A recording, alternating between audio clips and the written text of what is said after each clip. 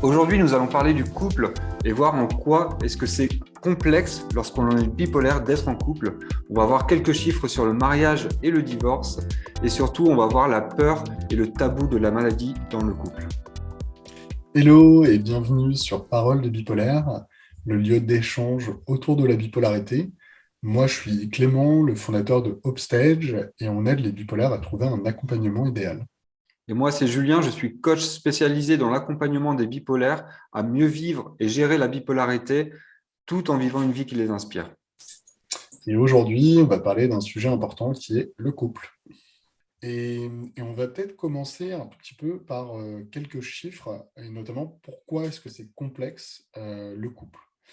Euh, alors, il y a assez peu de chiffres sur le sujet en France.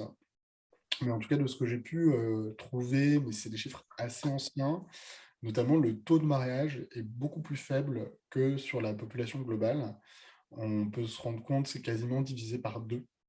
On va avoir un taux de divorce aussi qui est plus important. Donc là, c'est un peu plus que deux même. C'est 18% par rapport à 44%. Donc beaucoup de bipolaires divorcent.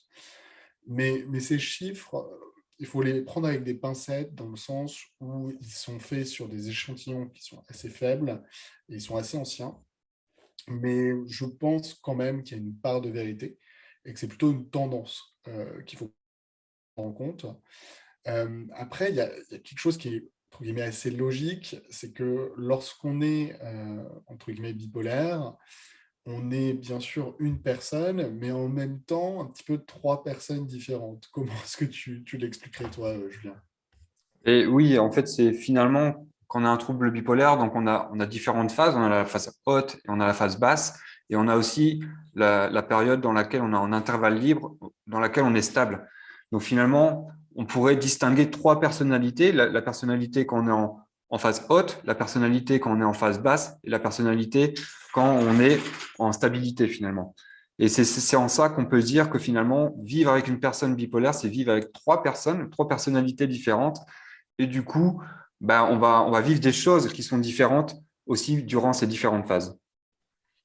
Oui, c'est vrai que on est la même personne dans le sens où on pense la même chose, on a les mêmes comportements, mais dans l'énergie, par exemple, on sait que c'est quand même très différent. Et c'est pas toujours facile, il faut se mettre un petit peu dans la situation de la personne qui complète notre vie.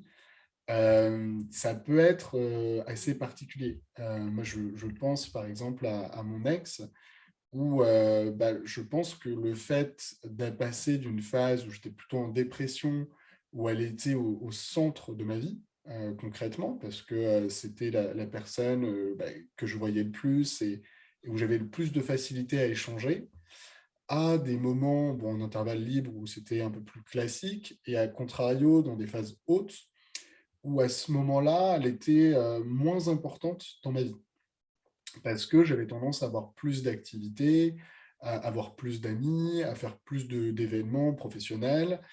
Et du coup, c'est vrai que c'est pas toujours facile, notamment pour notre deuxième moitié, de vivre avec ces différentes phases.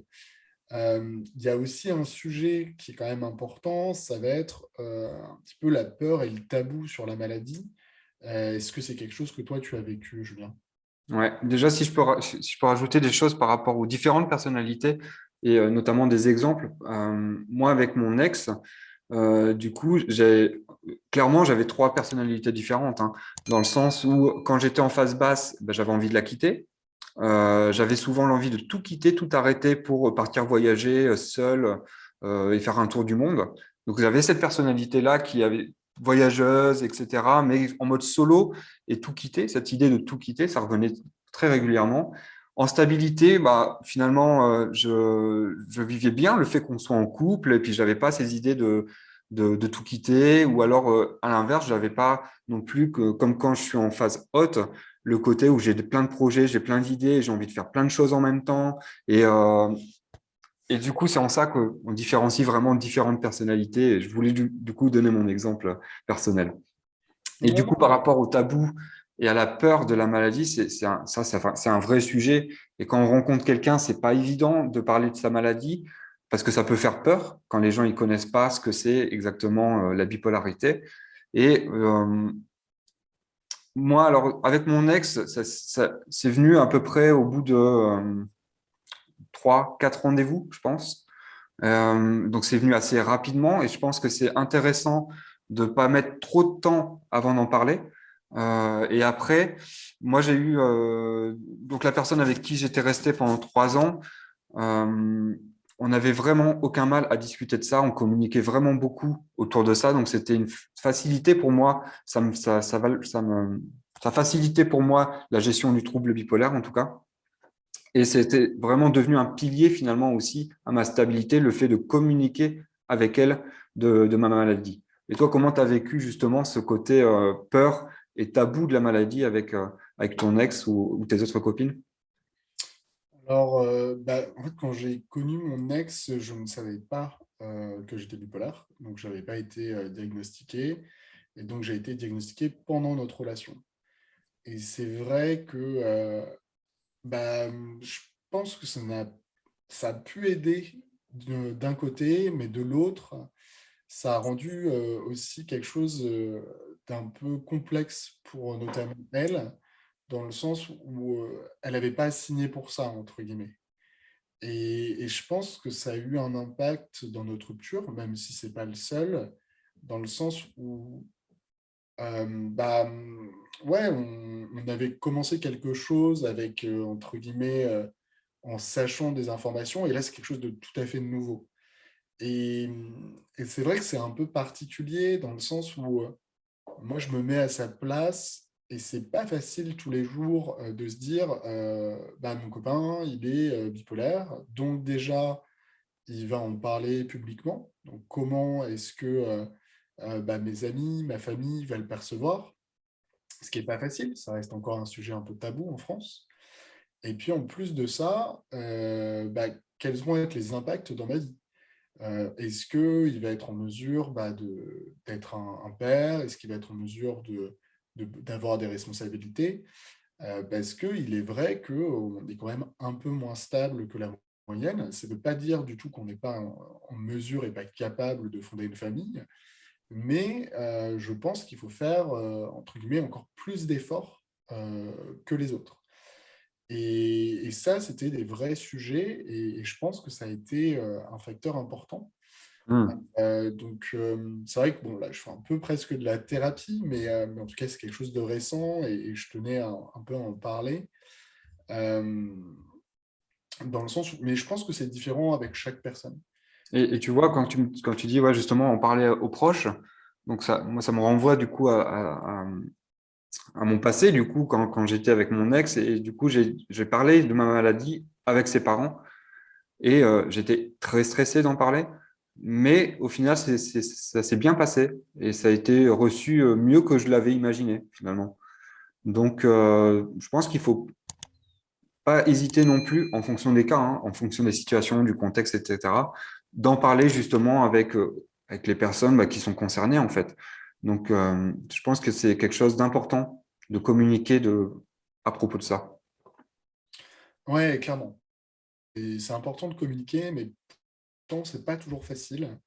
Et, et bon, je l'ai fait avec mes proches, mais c'est vrai que c'est. Enfin, moi, je comprends hein, ce côté un petit peu tabou. Et par exemple, moi, je ne l'avais pas dit à ses parents, dans le sens où bon, ça faisait des années que je les connaissais et je ne leur ai pas annoncé que j'étais bipolaire, entre guillemets, ces derniers temps.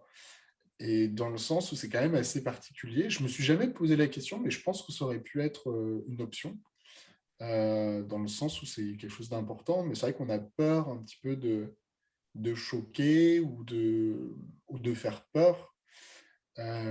Hélas, on est encore dans une société en France où, lorsqu'on dit qu'on a une maladie psychologique, comme la bipolarité, il y a certaines personnes qui ne vont ne pas comprendre. Et on est encore dans une société où on nous dit, mais attends, la bipolarité, tu sais, on utilise presque le terme bipolaire comme une blague. Ah, mais t'es bipolaire parce que tu as changé de comportement.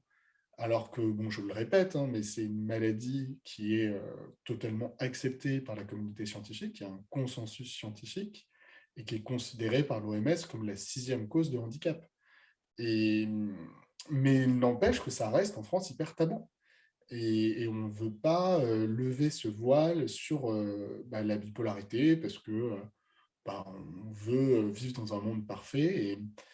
Mais ça change vraiment. Et je pense qu'il y a une nouvelle génération là-dessus qui commence un petit peu à remettre un petit peu la maladie au centre du traitement et surtout la personne qui est bipolaire au centre de ses soins, on va dire.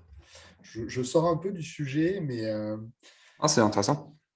en tout cas, c'est vrai que bon, on parle de peur et de tabou, mais ça pourrait presque être une vidéo en tant que telle, Mm. dans le sens où moi, c'est quelque chose que je veux absolument changer. Enfin, c'est quand même anormal de penser qu'en France, on est quand même des millions de personnes à avoir une maladie psychologique.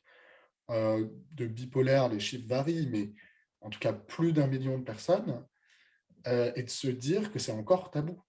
C'est encore impossible d'en parler, que ce soit à son employeur, que ce soit à sa famille, et qu'il y a encore des personnes qui ne comprennent pas.